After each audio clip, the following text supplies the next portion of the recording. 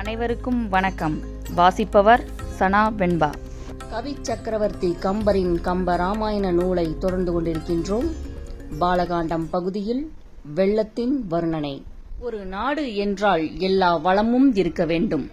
மக்களுக்கு இன்றியமையாத தேவையான உணவு, உடை, உறைவிடம் நன்முறையில் எல்லோருக்கும் கிடைக்க நிலவளம் சிறந்து இருக்க வேண்டும். நீர்வளம் இருந்தால் நிலவளம் இருக்கும். நீர்வளம் நிறைந்திருக்க வேண்டுமானால் நாட்டின் எல்லா இடங்களிலும் வற்றாத ஜீவநதி வேண்டும். விருப்பு வெறுப்பில்லாமல் சகல ஜீவன்களுக்கும் உதவுகிறது ஆறு. மலை சிகரங்களுக்கும் இடையிலேதான் ஆறு உற்பத்தி ஆகிறது. ஆனால் பல கிளைகளாக பெருகி ஓடுகிறது. அருவியாய் ஒழுகுகிறது. இறுதியில் கடலில் கலந்து விடுகிறது. ஒரு நாட்டின் அழகிற்கு ஆறுதான் காரணம். இயற்கை அழகு வாய்ந்த நாட்டின் ஆழமாய் விளங்குவது ஆறு ஆகும். அதனாலேயே ஆறில்லா ஊருக்கு அறிவு இல்லை என்பர். வெண்ணிலா அழகு போல நாட்டிற்கு அழகு ஆறே ஆகும். கம்ப ராமாயணத்தில் கம்பர் பல ஆறுகளை பற்றி குறிப்பிட்டுள்ளார். 1. சரையு ஆறு பற்றி ஆற்றுப் படலத்திலும், 2. கோமதி ஆறு வேள்வி படலத்திலும், 3. கௌசிகி ஆறு இதை பற்றி வேள்வி படலத்திலும், 4. சோனை ஆறு அகலிகை படலத்திலும், 5. சேனை ஆறு புனல் விளையாட்டு படலத்திலும், 6. யமுனை ஆறு வனம்புகு படலத்திலும், 7. கங்கை ஆறு கங்கை படலத்திலும், 8. காவிரி ஆறு ஒற்று கேள்வி படலத்திலும், 9. கங்கை யமுனை சரஸ்வதி 3 ஆறுகள் சங்கமிக்கும் இடம் திரிவேணி சங்கமம் என்று அழைக்கப்படும் பரத்வாஜ முனிவர் காடு வந்த ராமலட்சுமணர்களை கங்கையும் யமுனையும் சரஸ்வதியும் சங்கமிக்கும் இடத்தில் தங்குமாறு கூறியதை வனம்புகு படலத்திலும், 10. கோதாவரி ஆறு சூர்பனகை படலத்திலும், 11. பம்பை ஆறு பம்பை படலத்திலும், 12. பொருணை ஆறு நாடவிட்ட படலத்திலும், 13. சுவன நதி நாடவிட்ட படலத்திலும், 14. நர்மதை ஆறு பிளம்புக்கு நீங்கு படலத்திலும், 15. பெண்ணை ஆறு கிட்கிந்தா காண்டத்திலும், 16. சங்கமுக ஆறு ஊர்தேடு படலத்திலும் குறிப்பிட்டுள்ளார். பாலகாண்டத்தில் வெள்ளத்தின் வர்ணனை பகுதியில் சரையு ஆறு பற்றி குறிப்பிட்டுள்ளார். சூரிய குலத்தில் பிறந்த வேந்தர்கள் எண்ணற்றவர்கள். அனைவரும் ஒழுக்கம் வாய்ந்தவர்கள். வேந்தர்களின் ஆட்சியில் ஒழுக்கம் எவ்வாறு இடையறாது இருந்ததோ அவ்வாறே சரையு ஆற்றின் நீரோட்டமும் இருந்தது. நினைந்து ஊட்டும் தாய் போல உயிர் குலத்தின் தேவை அறிந்து நீர் வழங்குவது சரையு ஆறாகும். வெள்ள நீரும் இறைவனின் பல்வேறு பெயர்கள் போல ஏரி, குளம், கால்வாய், தடாகம், பொய்கை, சோலை, காடு, கவி சோலை, நெல் வயல் போன்ற பல இடங்களில் பல பெயர்களால் பறந்து செல்கிறது. நீர் பெருக்கெடுத்து அருவி ஆறாகி ஓடும் காட்சி தருகிற பாறைகளில் வழிந்து விழும் மலை தாரைகள் வெள்ளி கம்பிகளை வீழ்த்திவிட்டது. சுற்றிலும் பசுமையான அடர்ந்த மரங்கள், வெளிச்சம் குறைவான பகுதி, கருமையான மலை குன்று. இந்த பின்புலத்தில் வெண்மை நிறம் கொண்ட மழை நீர் வீழ்ந்து வெள்ளி கம்பிகளாக வருகிறது. சரையு ஆற்றின் வெள்ளப் பெருக்கினை வேத நெறிகளை உணர்ந்த பெரியவர்களின் கை கொடுத்த தானத்தின் பயனை போன்று பயனுடையதாக அளவின்றி பெருக்கெடுத்து ஓடியது. பெருக்கெடுத்து ஓடும் வெள்ளம் மிகுதியால் தான் செல்லும் வழியில் இருக்கும் விலை உயர்ந்த மலைப்படு பொருட்களையெல்லாம் சந்தனம், அகில், தந்தம் ஆகியவற்றை வாரிக்கொண்டு ஓடுகிறது. இவ்வாறு செல்லும் ஆற்றின் போக்கு வணிகர்களை ஒத்ததாக இருக்கிறது. எங்கே எப்பொருள் மலிவாக கிடைக்கும் அவற்றை வாங்கி பல இடங்களிலும் கொண்டு சென்று விற்பனை செய்யும் பணிகளைப் போன்று பொருட்களை வாரிக்கொண்டு சென்றது. மணியும் பொன்னு மயில் தலை பீலியும் அணியும் ஆனை வெண்கோடு மகிழும் தன் இணையிலா ஆரமும் மின்ன கொண்டே ஏகலான் வணிக மாக்களை ஒத்தது அவ்வாறியே. நீர் பெருக்கெடுத்து அருவியாக ஆறாக ஓடும் ஆற்று நீர் ஒரே நேர்கோட்டு அமைப்பில் ஓடுவது இல்லை. வளைந்தும் நெளிந்தும் மலர்கள், இலைகள், வண்ணப் பொடிகள் முதலியவற்றோடு கலந்தும் ஓடிவரும் காட்சி பல வண்ணங்களை கொண்டு வளைந்து தோன்றும் வானவில் போன்று இருந்தது ஆறு. வெள்ளமானது பொன்னும் முத்துக்களும் மயில் இறகாகிய பீலியும் நிறைத்த யானைகளுடைய வெண் தந்தமும் அகிர்கட்டையும் தனக்கு ஒப்பில்லாத சந்தனக் கட்டையும் முதலியவற்றையெல்லாம் அடித்துக்கொண்டு செல்லுகின்ற வெள்ளம் மணி முதலியவற்றை வாணிகத்தின் பொருட்டு கொண்டு செல்லும் வணிக மாக்களை ஒத்திருக்கும் என்கிறார். பூ நிறைத்து மென் தாது பொருந்தியும் தேன் அளாவியும் செம்பொன் விராவியும் ஆனை மாமதம் ஆற்றொடு அளாவியும் வானவில்லை நிகர்த்தது அவ்வாறியே. வெள்ளமானது மலர்களை வரிசையாக பொருந்தியும் மிருதுவான மகரந்தங்களை பொருந்தியும் தேனோடு கலந்தும் செம்பொன்னை சேர்ந்தும் ஆனைகளின் மிக்க மத நீர்ப்பெருக்கோடு சேர்ந்தும், அதாவது பல நிறங்களை பெற்றதனால் வானத்தில் தோன்றும் இந்திரவில்லையே ஒத்தது என்கிறார். பூ முதலியவற்றோடு சேர்ந்து பல நிறத்தை பெற்றதனால் பல நிறங்களை பெற்ற வானவில்லை போன்றது என்கிறார். இது தற்குறிப்பெற்ற ஊமையணியாகும். ஆனை மதம் கருநிறம் உடையது, வானவில் ஐவண்ணம் உடையதால் பூ முதலிய 5 பண்டங்கள் கூறப்பட்டன என்கிறார். மலை எடுத்து மரங்கள் பறித்து மாடு இலை முதல் பொருள் யாவையும் ஏந்தலான் அலை கடல் தலை அன்று அணை வேண்டிய நிலை உடை கவி நீக்கம் அந்நீத்தமே. பொருள்: மலைகளை பெயர்த்து கொண்டும் மரங்களை வேருடன் பறித்து கொண்டும் பக்கங்களில் உள்ள இலை முதலிய பொருள்களாகிய எல்லாவற்றையும் ஏந்தி வருவதால் அலைகளை உடைய கடலிடத்தே ராமபிரான் கடலை கடக்க நேர்ந்த அந்த காலத்தில் அணை கட்ட விரும்பிய திருப்பணியிலே நிலைபேருடைய வானர பெருங்கூட்டத்தைப் போலவே அந்த சரையுவின் வெள்ளம் விளங்கியது என்கிறார். தலை 7ஆம் வேற்றுமை பொருளில் வந்தது. இலை முதற் பொருள் கரும்பு வாழை போன்றன என்ப ஒரு சாரார். மலை எடுத்தல் முதலிய செயல்களை மேற்கொண்டதனால் அந்த வெள்ளம் கடலில் அணை கட்ட வேண்டி மலையை பறித்தெடுத்தல் முதலிய செயல்களை கொண்ட வானர வெள்ளத்தை உருவக அணிப்பட கூறினார். நீர் வெள்ளத்திற்கு அடைமொழி ஆகும்போது அலைக்கடல் தலை அன்று அணைவேண்டிய அலைக்கடலில் அப்போது சேர்தலை விரும்பிய நீர் வெள்ளம் என்கிறார். இந்த ஸ்லேடை உருவகத்திற்கு அங்கமாக வந்தது. பின் நிகழ்ச்சிகளையும் முன் நிகழ்ச்சிகட்கு உவமையாக்குவர். ஈக்கள் வண்டோடு மொய்ப்ப வரம்பு இகந்து ஊக்கமே மிகுந்து உள்தெளிவு இன்றியே தேக்கு எரிந்து வருதலின் தீம்புணல் வாக்கு தேனுகர் மாக்களை மானுமே. இன்சுவை உள்ள நீரையுடைய அந்த வெள்ளமானது ஈக்களும் வண்டுகளும் மொய்க்க எல்லை கடந்து ஊக்கம் மிகுந்து உள்ளே தெளிவு இல்லாமல் தேக்கை வீசிக்கொண்டு வார்க்கின்ற கல்லை குடிக்கின்ற மனிதர்களை ஒத்திருக்கும். கட்குடியரை கூறுமிடத்து அவரிடத்திலுள்ள கல் நாற்றத்திற்காக ஈக்களும் வண்டுகளும் மொய்த்தலும் தமது குலம் குடிப்பிறப்பு என்ற இவற்றிற்கு ஏற்ற ஒழுக்கத்தை கைவிடுதலும் உற்சாகம் மிகுதலும் மனம் தெளிவு பெறாமையும் ஏப்பம் விடுதலும் என்று ஆற்று வெள்ளத்தை கூறுமிடத்து அடித்துக்கொண்டு செல்லும் பல வகை மலர்கள் தேன் முதலியவற்றிற்காக ஈக்களும் வண்டுகளும் மொய்த்தலும் கரை கடந்து செல்லுதலும் வலிமை மிகுதலும் தன்னுள்ளே இருக்கின்ற நீர் கலங்களாய் இருத்தலும் அடித்து கொண்டு வரும் தேக்கு மரங்களை வீசுதலும் என்க. தேக்கு மரங்களை முறித்தலுமாம். கட்குடியர் விலங்கு போல் என்று அவரை தேனுகர் மாக்கள் என்றார். இப்பாடலின் முதலடி பெரியவாச்சான் பிள்ளையாள் மாஞ்சுளான் ஜோலை என்ற பெரிய திருமொழி பாசுரத்து வியாக்கியானத்தில் மேற்கோளாக காட்டப்பட்டுள்ளது. பனை முகக்களி யானை பன் மாக்களோடு அணிவகுத்து என ஈர்த்து இறைத்து ஆர்த்தலின் மணி உடை கொடி தோன்றவந்து ஊன்றலாள் புணரிமேல் பொறப்போவது போன்றதே. பருத்த முகமும் களிப்பும் கொண்ட யானைகள் பல விலங்குகளோடு அணிவகுத்தது போல இழுத்துக்கொண்டு ஆரவாரத்தோடு முழங்குதலாலும் அழகான கொடிகள் தோன்றுமாறு வந்து தோன்றுதலாலும் கடலின் மீது படையெடுத்து போர் செய்ய போவதை போன்று காணப்பட்டது.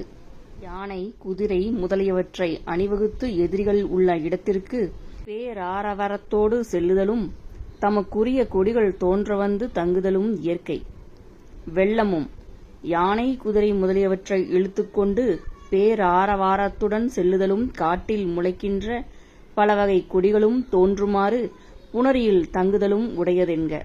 புணரி என்றால் பல நதிகளும் வந்து சேரப் பெறுவது. சரையு நதியின் சிறப்பு.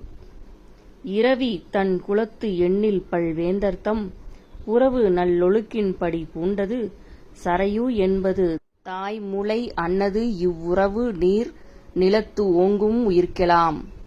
இரவி தன் குலத்து என்றால் சூரிய குலத்தில் பிறந்த.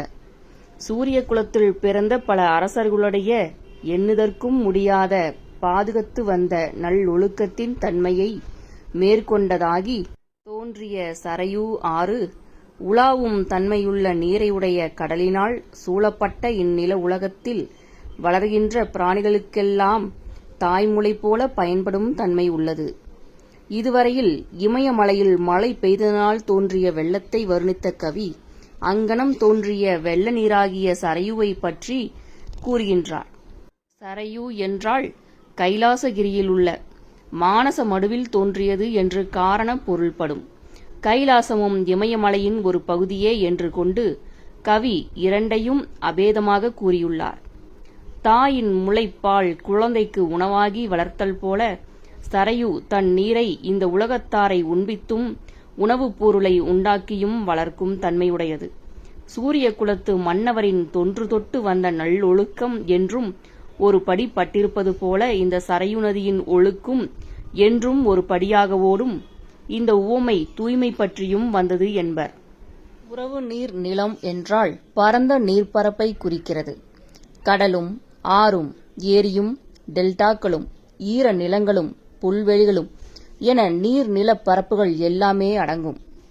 கோசல நாடு அத்தன்மை உடையது என்கிறார். ஆற்றிற்கு தாய்முலை ஊமை ஆதலை உனிரு தீர் குளவி கிளிற்று முளை போல சுரந்த காவிரி என்ற இடத்தும் காண்க. வேறு அந்நதி வெள்ளம் 4 நிலத்திலும் செல்லுதலின் வருணனை இது முதல் 5 கவிகளார் கூறப்படும். கொடிச்சியர் இடித்த சுண்ணம் குங்குமம் கோட்டம் ஏலம் நடுக்குறு சாந்தம் சிந்தூரத்தோடு நரந்தம் நாகம் கடுக்கை நாள் வேங்கை கோங்கு பச்சிலை கண்டில் வெண்ணெய் அடுக்களின் அடுத்த தீந்தேன் அகிலொடு நாருமன்றே. அந்த சரையு நதியின் வெள்ளமானது குறிஞ்சி நிலத்து மகளிர் இடித்து செய்த வாசனை பொடியும் குங்குமப் பூவும் கோஷ்டம் எனும் வாசனை பண்டமும் ஏலக்காயும் உடலை நடுங்கும்படி செய்கின்ற சந்தனமும் வெச்சிப் பூவும் நரந்தம் புல்லும் சுரபுன்னை பூவும் கொன்றை பூவும் காலை மலர்கின்ற வேங்கை பூவும் கோங்கிலவமும் பச்சிலையும் கண்டில் வெண்ணெய் என்னும் பூண்டும் மலையில் கட்டப்பட்ட இனிய தேன் கூடும் அகிர்கட்டையும் மணம் வீசும் குறிஞ்சி நிலத்தில் பாயின்ற சரையு வெள்ளத்தை கூறுகின்றார். அந்த சரையு நதியின் வெள்ளம் சுண்ணம் முதலியவற்றை அடித்துக்கொண்டு வருதலால் நறுமணம் கமலும் என்க. நரந்தம் என்றால் ஒருவகை நறுமணப் புல் கஸ்தூரி என்பாரும் உளர். நடுகுறு சாந்தம் என்று பிரித்து நடுவில் கூறியதாக தரிக்கப்பட்ட சந்தனக்கட்டை என்றும் கூறுவர். சிந்தாமணியிலும் நாள் வேங்கை என்று உள்ளது. கண்டில் வெண்ணெய் என்றால் ஓமாளிகை 32 1. கண்டில் வெண்ணெயை மரம் என்றும் காய்ந்தபால் திரளை என்றும் கொள்ளுவர். ஓமாளிகை என்பது மருத்துவ குணம் உள்ளதும் மேனிக்கு மனம் மூட்டுவதுமான பொருட்கள் 32 வகையை கொண்டது. சிலப்பதிகாரம் கடலாடு காதையிலும் இப்படி குறிப்பிட்டுள்ளார்கள். எயினர் வாழ் சிறுவூர் அம்பு மாரியின் இரியல் போக்கி வயின் எயிற்றின் மாதர் வயிறு அழைத்து ஓட ஓட்டி ஐன்முகக் கனையும் வெள்ளும் வாரிக்கொண்ட அலைக்கும் நீராள் செயிர்தரும் கொற்ற மன்னர் சேனையை மானும் அன்றே. அந்த சரையுவின் வெள்ளமானது எயினரின் சிற்றூர்களை தன் அம்பு மழையால் நிலைக்கெடவும் அங்கங்கே எயிற்றி மாதரை வயிற்றில் அடித்துக்கொண்டு ஓடவும் செய்து அந்த எயினர் வைத்துள்ள சுனையையும் வில்லையும் அடித்துக்கொண்டு செல்வதால் பகை அரசர் சேனையை ஒத்திருக்கும் என்கிறார். சேனை ஆடவரை நிலைக்கெட செய்கையில் அவ்விடத்தில் உள்ள மகளிர் வயிற்றிலடித்துக் கொண்டு அச்சத்தால் ஓடுதல் இயற்கை. கீழ்கவியில் குறிஞ்சியில் ஆற்று வெள்ளம் சென்றதனை கூறிய கவி மேற்கவியில் முல்லையில் செல்வதனை கூறப்போவதால் அந்த 2 நிலமும் திரிந்த பாலை நில சிற்றூர்களை அடுத்து அந்த நதி வெள்ளம் செல்வதனை இப்படி கூறுகின்றார். குறிஞ்சி முல்லைகளே தம் நிலையில் திரிந்து பாலை ஆகும் என்கிறார். இதனை கவி முல்லையும் குறிஞ்சியும் முறைமையில் திரிந்து நல்லியல்பு இழந்து நடுங்கும் துயர் உறுத்து பாலை என்பதோர் படிவம் கொள்ளும் என்றபடி அறியலாம். இந்த வாசகம் சிலப்பதிகாரத்தில் இடம்பெற்றுள்ளது. இதன்படி முல்லை, குறிஞ்சி போன்ற நிலங்கள் நீண்டகால வறட்சியில் காய்ந்து போகும்போது அவை பாலை நிலமாக மாறுகின்றன. நல்லியல்பு இழந்து நடுங்கு துயர் உறுத்து பாலை என்பதோர் படிவம் கொள்ளும் என்ற தொடர் இந்த மாற்றத்தின் போது ஏற்படும் துயரத்தையும் நிலங்களின் இயல்பு இழப்பையும் வெளிப்படுத்துகிறது. இந்த வாசகம் நிலங்களின் இயல்பையும் அவை எவ்வாறு மாறுகின்றன என்பதையும் விளக்கும் ஒரு நல்ல எடுத்துக்காட்டு ஆகும். செறிநரும் தயிரும் பாலும் வெண்ணையும் தெளிந்த நெய்யும் உரியோடு வாரி உண்டு குறுந்தொடு மருதம் உந்தி மறுவிழி ஆயர் மாதர் வனைத்துகில் வாரும் நீராள் பொறி வரி அரவின் ஆடும் புனிதனும் போலும் அன்றே. உறைந்த நல்ல மணமுள்ள தயிரும் காய்ச்சி வடித்ததனால் தெளிந்துள்ள நெய்யும் உரியுடனே வாரி எடுத்து உட்கொண்டும் குருந்த மரத்தையும் மருத மரத்தையும் முறித்து தள்ளியும் இவற்றோடு நில்லாமல் மான்குட்டி போல் மருண்ட பார்வையுடைய இடைச்சிகள் அணிந்த ஆடையை கவர்ந்து செல்லுகின்ற தன்மையால் படப்புள்ளியையும் உடல் வரிகளையும் உடைய காளியன் என்னும் பாம்பின் மீது ஆடுகின்ற பரிசுத்த மூர்த்தியாகிய கிருஷ்ணனையும் ஒத்தது அந்த நீர்வெள்ளம் என்கிறார். இதனால் அந்த நதி வெள்ளம் முல்லை நிலத்து சென்றமை கூறப்படுகின்றது. பால் முதலியவற்றை வாரி தன்னுள் கொள்ளுதல் மற்றும் குருத்த மருத மரங்களை முறித்தல், ஆயர் மாதர் உடையை கவர்தல் என்பவை கிருஷ்ண பகவானுக்கும் வெள்ளத்திற்கும் உள்ள பொதுத்தன்மைகளாக கூறப்படுகிறது. கதவினை முட்டி மல்லர் கையெடுத்து ஆர்ப்ப எய்தி நுதலணி ஓடை பொங்க நுகர்வரி வண்டு கிண்ட ததைமணி சிந்த உந்தி தரீரத் தடக்கை சாய்த்து மதமலை யானை என்ன மருதஞ்சென்று அடைந்தது அன்றே. பொருள்: பரம்பொருள் ஒன்றேயாயிருப்பது போல சரையுநீர் வெள்ளம் ஒன்றே இருந்தும் பல சமயத்தவர் சூழ்ச்சிக்கு உட்பட்டு அந்த பரம்பொருள் பலபடியாக சொல்லப்படுவது போல ஏரி, தடாகம் முதலிய பல இடங்களில் பொருந்தி பல பெயருடனே வழங்கலாயிற்று. இது ஊமையணி ஆகும். பிரிந்த அவ்வெள்ளம் பலவிடத்தும் பாய்தல். தாது உகு சோலைதோறும் செண்பக காடுதோறும் போதவள் பொய்கைதோறும் புது மணம் தடங்கள் தோறும் மாதவி வேலி பூக வனம்தோறும் வயல்கள் தோறும் ஓதிய உடம்புதோறும் உயிரென உலாயது அன்றே. பொருள்: மகரந்தங்கள் சிந்துகின்ற சோலைகள் தோறும் காடுபோல் மிகுந்து இருக்கின்ற சண்பக சோலைதோறும் அரும்பு மலரப்பெற்ற பொய்கள் தோறும் புது மணத்தை கொண்ட தடாகங்கள் தோறும் குறுக்கத்திக் கொடிகளை வேலியாக கொண்ட கமுகு தோட்டந்தோறும் ஓதிய உடம்புதோறும் உயிரெனக் கூறப்பட்ட உடம்புகள் தோறும் உயிர் சென்று புகுதல் போல உலாவிற்று. உயிர் நாற்கதிகளிலும் உள்ள உடம்புகளில் புகுந்து செல்லுதல் போல அந்த வெள்ளமும் சோலை முதலிய இடங்களில் புகுந்து சென்றது என்றவாறு உடலில் உயிர் புகுவதால் அந்த உடல் செழித்து காட்டுவது போல சரையு வெள்ளம் உலாவுவதால் சோலை முதலியன செழித்து காட்டுகிறது என்கிறார். கீழே சரையுவிற்கு பரம்பொருளை ஒப்பிட்ட கவி இங்கும் உயிருக்கு உயிரான அந்த பொருளையே உயிர் என்றார் என்றால் இது ஊமையணி ஆகும். ஆற்றுப்படலம் இத்துடன் நிறைவடைகிறது. இரண்டாவது, நாட்டுப்படலம். கோசல நாட்டின் வளப்பத்தை கூறும் படலம் என்க. நாடு நாட்டு வளப்பத்திற்கு ஆகுபெயர். நகரப்படலம் என்பதாகும்.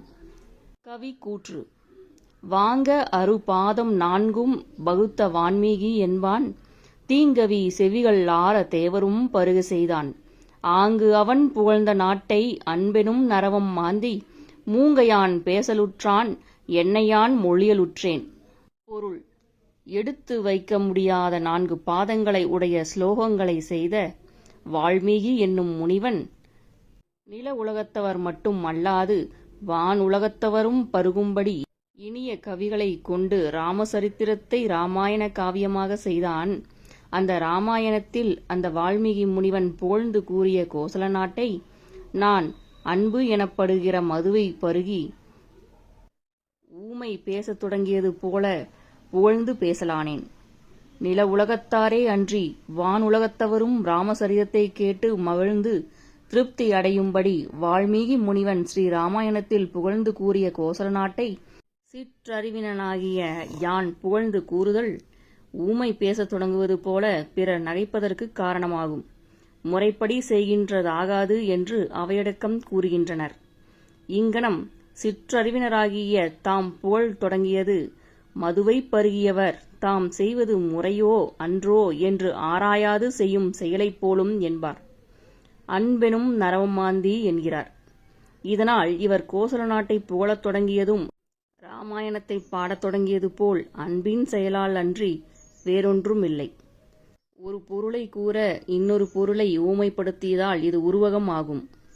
வால்மீகி முனிவர் பாடிய ஸ்ரீ ராமாயணத்தில் எந்த கவியிலேனும் ஒரு பாதத்தை எடுத்துவிட்டு வேறொரு பாதம் செய்து பொருந்துமாறு அமைத்தல் எவ்வளவு சிறந்த கவிஞருக்கும் இயலாது என்பார். வேதத்தில் மாத்திரமே இருந்த பாக்களை கொண்டு இந்த வால்மீகியே முதலில் ஸ்ரீ ராமாயண காவியத்தை செய்து உலகத்தார்க்கு தந்தனராதலால் இவருக்கு ஆதிகவி என்று ஒரு பெயர் வழங்கும். வகுத்து வான்மீகி என்று பிரிப்பாரும் உளர். பாதம் என்பது கவிதையின் ஓர் அடியாகும். வடமொழியில் செய்ததனால் தேவரும் பருக என்றார். வால்மீகி வல்மீகத்தினின்று பிறந்தவர். வல்மீகம் என்பது புற்று. பிருகு முனிவரின் வம்சத்தவராய் ருக்ஷன் என்று பெயர் கொண்ட இந்த முனிவர் சலியாது ஓரிடத்திலிருந்து கடுந்தவும் புரிந்தனராக. இவரை புற்று மூடிக்கொள்ள வருணன் மழை பெய்து அப்புற்றை கரைக்க அதிலின்று வெளிப்பட்டதனால் இந்த முனிவருக்கு இப்பெயர் வந்தது. இதனால் இவர் மகாஞானி என்றும் கூறுவார். நாட்டின் பல வளம் வரம்பெலாம் முத்தம் தத்து மடையலாம் பணில மானீர் குரம்பெலாம் செம்பொன் மேதி குளியலாங் கழுநீர் கொள்ளை பரம்பெலாம் பவளஞ்சாலி பரப்பெலாம் அன்னம் பாங்கர் கரும்பெலாம் செந்தென் சந்தம் காவெலாம் களிவண்டீட்டம். பொருள்: வரம்புகளிலெல்லாம் முத்துக்களும் தாவிப்பாயும் தன்மையுள்ள மதகுகளிலெல்லாம் சங்குகளும் பெரிய நீர்ப்பருக்கை உடைய செய்கரைகளிலெல்லாம் செவ்விய பொற்கட்டிகளும் எருமை விழுந்து உலக்குகின்ற நீர்க்குழிகளிலெல்லாம் செங்கழுநீர் மலர் குவிகளும் பரம்படித்து சமமாக்கிய இடங்களிலெல்லாம் பவளங்களும் செந்நெற்பயிருள்ள பரந்த இடங்களிலெல்லாம் அன்னப்பறவைகளும் பக்கங்களிலுள்ள கரும்புகளிலெல்லாம் செந்நிறத்தேன் பெருக்கும் அழகிய சோலைகளிலெல்லாம் மதுமயக்கம் கொண்ட வண்டுகளின் கூட்டங்களும் அந்த கோசல நாட்டில் உள்ளன. அந்த கோசல நாட்டின் வளத்தை முற்ற கூற முடியாமையால் காவெலாம் களிவண்டீட்டம் என்று சொல்ல வந்த வாக்கியத்தை முடிக்காமல் வாளாவிட்டனர் என்பர். நாடு என்பது மனிதர்க்கு இன்றியமையாத உணவை கொண்டிருந்தால்தான் சிறக்கும். அங்கனம் உணவை தன்னிடத்துக் கொண்ட மருத நில வளத்தினை இப்படி சிறப்பித்து கூறுகின்றார்கள். அந்த நாட்டை சார்ந்த மருத நிலத்தில் முத்துக்கள் முதலியவையும் நிரம்பியிருக்கின்றதாம். வரம்புகளில் முத்துக்கள் நிறைந்திருத்தலை கூறி அந்த முத்துகளுக்கு காரணத்தையும் மடையலாம் பணிலம் என்கிறார். பல வகை ஒளி: ஆறுபாய் அரவம் மல்லர் ஆலைபாய் மலை ஆலை சாறுபாய் ஓதை வேளை சங்கின் வாய் பொங்கும் ஓதை ஏறுபாய் தமரம் நீரில் எருமைப்பாய் துளனி இன்ன மாறுமாறு ஆகி தம்மின் மயங்கும் மாமருத வேலி. பொருள்: அந்த கோசல நாட்டின் மருத நிலத்து எல்லையானது ஆற்று நீர் பாய்வதனாலான ஓசையும் உழவர் கரும்பு ஆலையில் பாய்ந்து அதனை செலுத்துவதனால் வந்த ஓசையும் கரும்பாலையில் இருந்து கரும்புச்சாறு பாய்வதனால் உண்டான ஓசையும் நீர்க்கரைகளில் சஞ்சரிக்கின்ற சங்கு பூச்சிகளின் வாயிலிருந்து மிகுதியாக தோன்றுகிற ஓசையும் எருதுகள் ஒன்றின் மீது ஒன்று பாய்ந்து தாக்குதலுக்கு உண்டாகும் ஓசையும் நீரினிடத்து எருமைகள் விழுதலினால் உண்டாகிய ஓசையும் இவை போன்ற ஓசைகள் தமக்குள் ஒன்றோடு ஒன்று மாறுபட்டனவாகி ஒன்றோடு ஒன்று கலந்திருப்பதற்கு இடமாகும். நாட்டில் பல வகை ஓசை நிரம்பியிருப்பதாக கூறும் கவிஞர் மரபின்படி அந்நாட்டு மருத எல்லையில் பல வகை ஓசை உண்டாகும் தன்மையை கூறுகின்றார். ஒளி என்ற பொருள் உள்ள அரவம் அமலை முதலிய பல சொற்கள் வந்தது. பொருட்பின்வரும் நிலை அணியாகும் இது. வேளை சங்கு என்றால் கடலிலிருந்து வந்த சங்கு பூச்சிகள் என்றும் கூறலாம். மருதவேலி இங்கு எழுவாயாக உள்ளது. எழுவாய் என்பது பெயர் சொல் ஆகும். பெரும்பாலும் வாக்கியத்தின் முதலில் வரும். எழுவாய் என்பது ஒரு செயல் நிகழ்வதற்கு காரணமாயும் இருப்பது. ஆதலால் இங்கு மருதவேலியை எழுவாயாக குறிப்பிட்டுள்ளார். மருத நிலத்தின் சிறப்பு: தண்டலை மயில்கள் ஆட தாமரை விளக்கம் தாங்க கொண்டல்கள் முழவின் ஏங்க குவளை கண் விழித்து நோக்க தெள் திரை எழுநி காட்ட தேம்பிளி மகர யாழின் வண்டுகள் இனிது பாட மருதம் வீற்றிருக்கும் மாதோ.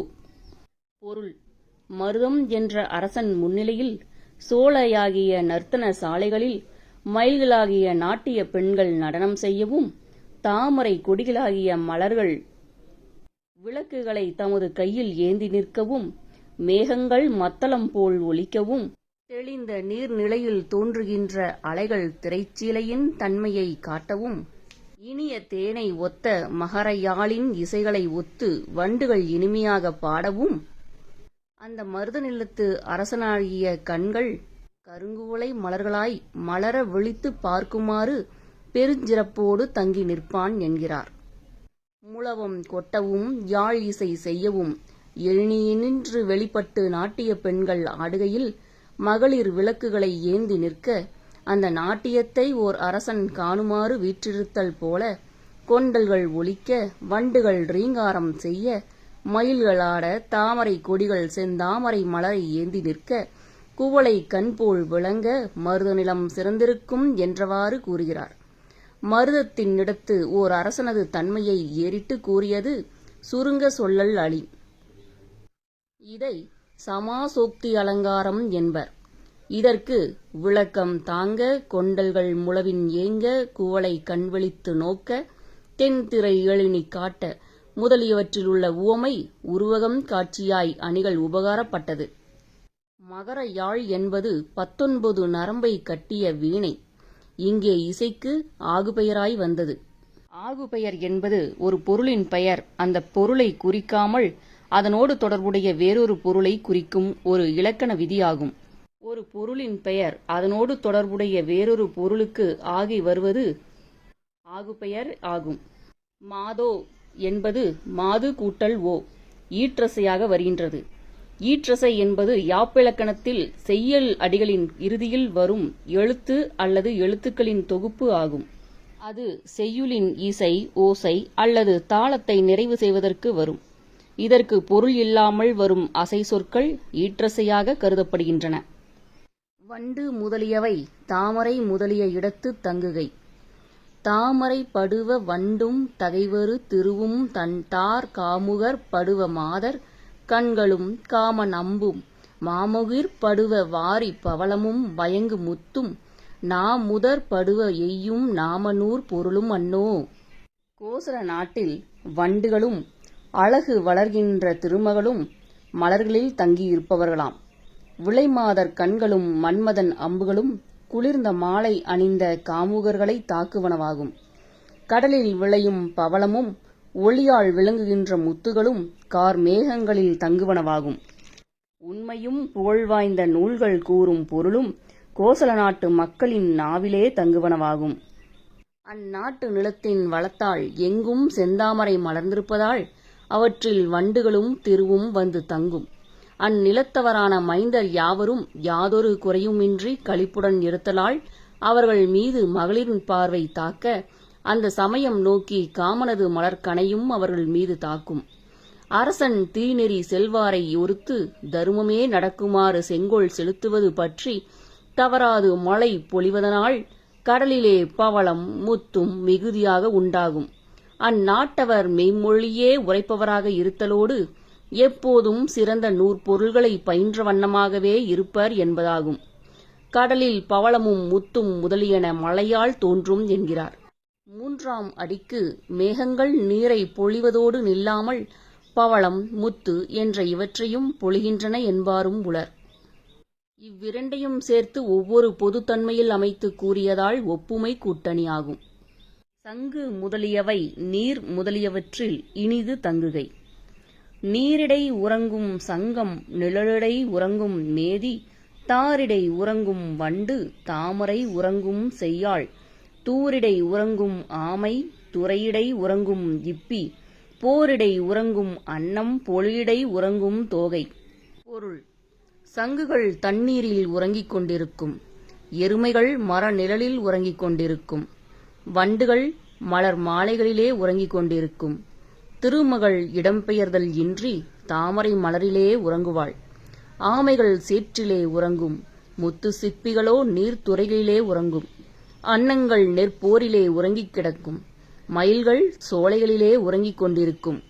விளக்கம்: நீரிடை பாய்ந்து உழவு செய்யாமல் எருமைகள் நிழலில் உறங்குவதனால் சங்குகள் நீரிலே உறங்கும். அழகியவளான லக்குமி தாமரையில் உறங்குவதனால் வண்டுகள் தாமரையை விட்டு மகளிரும் ஆடவரும் அணியும் பூ மாலைகளில் உறங்கும். சேறுகளில் எல்லாம் ஆமைகள் உறங்குவதனால் நீர்த்துறைகளில் சிப்பி உறங்குகின்றதாம். என்ன அருமையான வரிகள்! நெல்லை கொறித்துக் கொண்டிருக்காமல் பொழிலில் தோகை உறங்குவதால் அன்னம் நெற்போரினில் உறங்கும். சங்குகள் முதலியவை நீர் முதலியவற்றில் இனிது தங்குமாம். இப்பகுதி இத்துடன் நிறைவடைகிறது. நாட்டுப்படலம் இனிதே தொடரும்.